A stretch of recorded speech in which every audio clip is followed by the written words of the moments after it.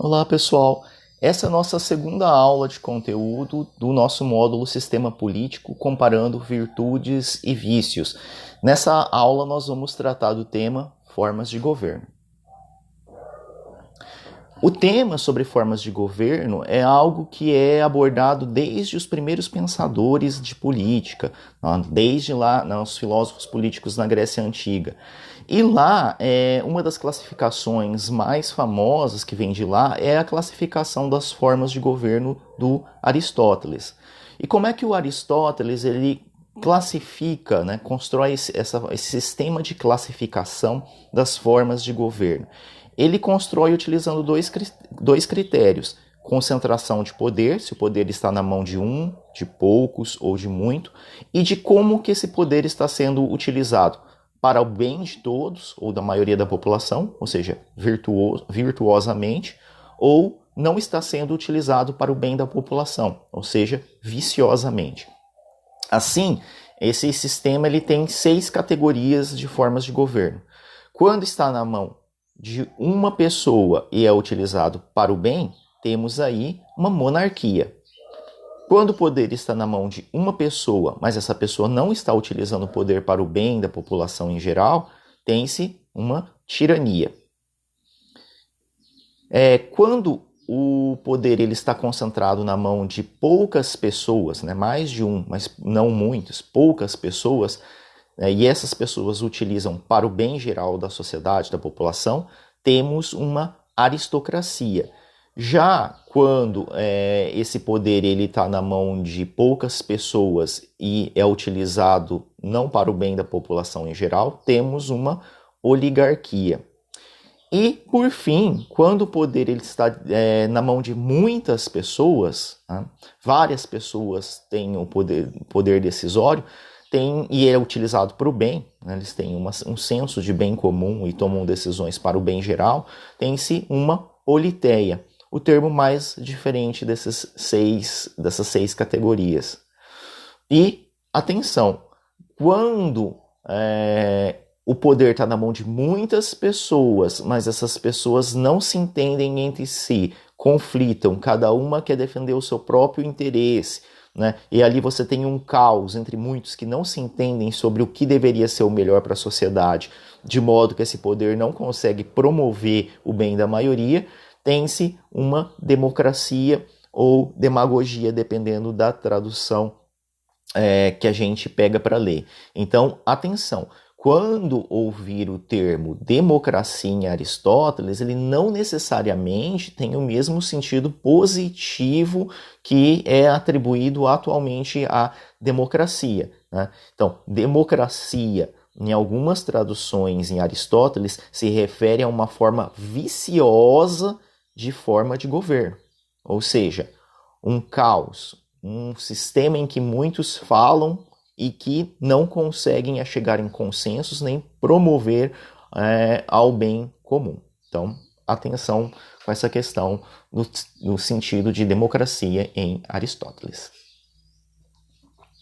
As formas mais atuais de classificação das formas de governo, geralmente se falam numa forma mais geral, que esse governo ele pode se arranjar sob uma forma de monarquia ou república, e entre as monarquias você tem 2 formas mais específicas de monarquia: a absolutista, e a parlamentarista, ou constitucional. E entre as repúblicas, você pode ter uma república presidencialista, parlamentarista, semipresidencialista ou diretorial. Então, vamos falar um pouquinho primeiro das monarquias. As monarquias elas podem ser absolutistas ou parlamentaristas. As monarquias absolutistas são aquelas que estão no imaginário comum das pessoas, né? Aquela ideia de que o rei manda sozinho, ele tem todo o poder e decide tudo, ele mesmo decreta as leis, ele é o executivo, ele é o legislativo e ele é o judiciário. Então não tem uma tripartição do poder ou nada do tipo. Todo o poder está concentrado na mão do rei e ele pode decidir isso tudo sozinho, né? E esse exemplo são as monarquias absolutistas da Idade Moderna. A mais famosa delas é a França do rei Luís XIV, né? O Rei Sol, aquele que disse: o Estado sou eu. Né? Então, uma ideia de monarquia absolutista, na qual ele deteria todo o poder. Atualmente, os historiadores eles problematizam um pouco essa ideia de monarquias absolutistas, se elas eram tão absolutistas assim. O historiador e sociólogo Norbert Elias ele tem um livro muito interessante chamado Sociedade de Corte, que ele vai dizer que mesmo nas monarquias absolutistas havia um certo compartilhamento não explícito de poder, e ele vai demonstrar como é que isso funcionava, que é um tema muito interessante. A maior parte das monarquias que existem atualmente são monarquias parlamentaristas, como no caso do Reino Unido, do Japão ou da Espanha, né, no mundo atual, no mundo contemporâneo, em que você tem o rei, que ele é o que a gente chama de chefe de Estado, ou seja, ele apenas representa o Estado, ele tem uma função simbólica, mas ele não tem poder executivo de fato, nem poder moderador de fato. Então ele tem só apenas mais uma função de representar o Estado, uma função cerimonial, né, de participar das cerimônias oficiais, como se ele encarnasse a nação, mas ele não tem função de governo, de decisão, poder decisório. Então, o poder decisório ele está com o primeiro-ministro, que é escolhido pelo parlamento. Já entre os sistemas republicanos, sobre as formas republicanas de governo, a gente tem a presidencialista, né? O Brasil é um exemplo de república presidencialista, assim como os Estados Unidos também, assim como a Argentina também é um sistema de república presidencialista, na qual você tem essa divisão, né? O poder judiciário, você tem lá separadinho, o legislativo é o legislativo e o executivo, né, é o presidente da República, que é eleito, né, pelo voto direto. Então você tem o presidente é o detentor do poder executivo, ele tem tanto a função de chefe de governo, né, quem toma as decisões do executivo, assim como o chefe de Estado, ou seja, a função cerimonial de representar o país, né, no sistema presidencialista. No parlamentarista, você tem, numa república parlamentarista, você tem o presidente da república e você tem o primeiro-ministro. No qual um dos exemplos é a Alemanha.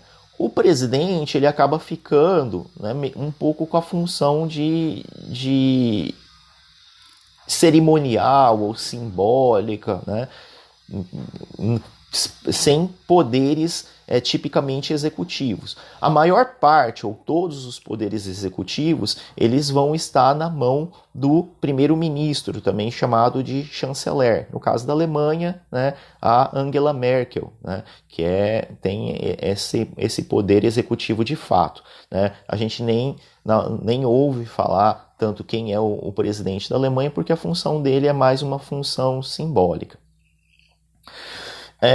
Em seguida, a gente tem o sistema semipresidencialista, que, assim como no parlamentarista, né, na república parlamentarista, a república semipresidencialista ela tem a figura do presidente da república e também tem a figura do primeiro-ministro. Só que o poder executivo ele é compartilhado, ele é mais dividido entre ambos. Então, o primeiro-ministro tem uma parte dos poderes executivos, mas o presidente da República também tem parte dos poderes executivos. Então, é um pouco diferente. E cada república semipresidencialista ele vai dividir essas funções executivas entre o primeiro-ministro e o presidente da República de forma diferente. Né? E um exemplo desse é a França. Por fim, e o tipo mais raro de república é a república diretorial. que ela tem um diretório, na qual o poder executivo não é exercido por uma pessoa, mas por várias pessoas, né? Então, que a gente chama de tem um diretório, que tem mais de uma pessoa ali, e entre eles, né, também não são tantas, né, esse diretório, ele decide como que eles que tomam a decisão pelo executivo. No passado, né, a gente tem um caso famoso que é o Diretório da República Francesa, da Revolução Francesa, né, eles adotam um sistema republicano, mas o poder executivo não fica na mão de uma pessoa, mas sim de um diretório, em uma das fases da Revolução Francesa. E mais contemporaneamente, um dos únicos casos de república diretorial é a Suíça. A Suíça ela é governada, o poder executivo ele é liderado por um diretório. Quais que são os pontos positivos e negativos das lógicas parlamentaristas e presidencialistas? Bem, vamos falar primeiro do parlamentarismo. O parlamentarismo o ponto positivo dele entre os pontos positivos deles estão que, como o chefe, quem vai exercer o poder executivo de fato, é o primeiro-ministro, que é eleito pelo parlamento, não é pelo voto direto, né? São os próprios deputados, senadores, os representantes ali, o poder legislativo. Então você tem uma maior sintonia entre o poder legislativo e executivo, né? E ele evita, esse sistema parlamentarista, ele evita os vícios do presidencialismo de coalizão, né? Então, por exemplo, imagina num regime presidencialista em que a população vota para o poder executivo, elege mais deputados de uma ideologia para lá, e por poder executivo elege alguém que tem uma ideologia oposta ao parlamento, que vai no sentido para cá. Então, você cria uma lógica em que executivo e legislativo um anula as iniciativas do outro, né? E ambos, um tenta usar, né, o seu poder para tentar coibir o outro poder, e ao final o país não vai para frente, porque um tenta bloquear o funcionamento, as decisões, as iniciativas do outro poder. Agora, no caso do parlamentarismo, como o primeiro-ministro ou o chanceler ele é eleito pelo próprio parlamento, pela maioria, por uma maioria do próprio parlamento, então essa tensão entre executivo e legislativo pode ser menor, né? Ela diminui drasticamente essa possibilidade de acontecer essa tensão entre executivo e legislativo. Entre os pontos negativos é porque o chanceler, a pessoa que vai estar no cargo de executivo, ele não é eleito diretamente pela população, né? Ele é uma escolha, uma eleição indireta, ou seja, não é o próprio povo que escolhe ele, mas os deputados. E isso daí, né, gera uma certos questionamentos de legitimidade, né? Além disso, dependendo de como é essa composição do parlamento, as trocas de primeiro-ministro podem ser muito constantes. Então, por exemplo, se for um poder legislativo multipartidário muito fragmentado, essas coalizões que permitem que o primeiro-ministro fique no poder, porque o primeiro-ministro ele não tem um mandato igual do presidente da República, né? Elege e ele fica 4 anos no poder, né, por períodos determinados. O período do primeiro-ministro ele é indeterminado. Ele dura enquanto os parlamentares que colocaram ele ali no cargo de chanceler quiseram. Então, se os deputados mudarem de opinião, o primeiro-ministro cai. né? E quando você tem esses sistemas partidários muito fragmentados, então um partido apoia que um determinado primeiro-ministro, mas ele retira também um apoio muito rapidamente, dependendo, né, ali do que está acontecendo. Então, nesses sistemas em que tem muitos partidos políticos, muito fragmentado, muita disputa no próprio parlamento, cai ministro o tempo todo, né? No caso, tem alguns estudos sobre o caso italiano, né, que tem essa lógica parlamentarista, teve vários momentos da sua história adotou o parlamentarismo, que era um primeiro-ministro caindo após o outro. Assim, se você tem vários primeiros ministros que sobem, você não consegue ter um planejamento para o país de médio e longo prazo. Ninguém consegue planejar o país de médio e longo prazo, né? Fica sempre naquela coisa, dá um passo para frente para dar um passo para trás. Então, também essa possibilidade da pessoa que exerce o poder executivo cair a qualquer momento, né, também é um ponto negativo. Já sobre o sistema presidencialista, né, os pontos positivos é que o chefe do poder executivo ele é escolhido diretamente pela população, então a população ela tem uma sensação de poder, né, e esse chefe do executivo se sente legitimado pelo povo, porque ele foi eleito diretamente pelo povo, né? Esse é um dos pontos positivos, né? As pessoas, né, votam e se sentem representadas pelo presidente que elegeram, tanto que é a figura mais famosa na maior parte das democracias presidencialistas, das repúblicas presidencialistas.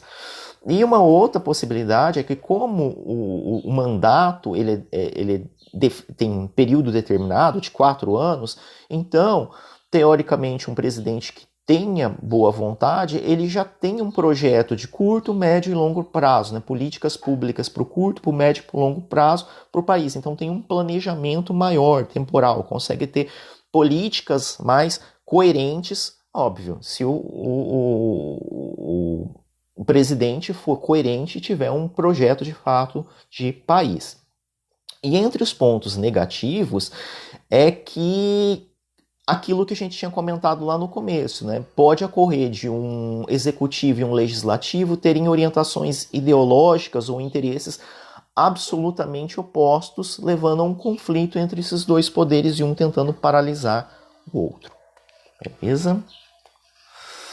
Então, a nossa, digamos, mini conclusão, né, problematizando os sistemas de repúblicas, tanto de presidencialismo e parlamentarismo, é que há regimes parlamentaristas que funcionam bem e outros que funcionam mal. E da mesma forma, existem regimes presidencialistas que funcionam bem e outros que funcionam mal. Então, o funcionamento bom ou mal, ele não depende se é presidencialista ou parlamentarista, né? Então, o parlamentarismo ou o presidencialismo não pode ser visto como uma solução mágica para os problemas de um país. Há ambos os casos que funcionam bem ou mal, né? Depende do uso que as pessoas, os eleitores, os políticos fazem desses dois sistemas, desses dois regimes. Beleza? Alguém tem alguma dúvida sobre esse assunto? Pergunte para mim lá no Google Classroom. Um abraço e até a próxima teleaula.